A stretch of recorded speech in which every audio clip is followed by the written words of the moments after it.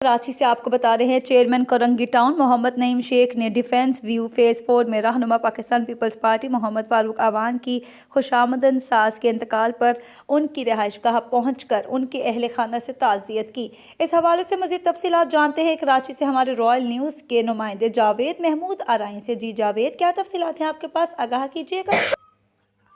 जी बिल्कुल, chairman Korangi town Mohammad Naeem Sheikh ने defence view phase 4 में रहनुमा पाकिस्तान पीपल्स पार्टी मोहम्मद फारूक अवान की खुशदामन साज के इंतकाल पर इनकी रिहाइशगाह पहुंचकर इनके अहल खाना से ताज़ियत की है और मरहुमा के मगफिरत के लिए दुआएं की गई हैं। चेयरमैन कोरंगी टाउन मोहम्मद नईम शेख के हमरा member Sindh council Asad Mujahid, chairman UC 11 Murtaza Memon, TMC director information department Waqas Khan, deputy director admin Rehmat Iqbal, हाजी जावेद भी मौजूद थे।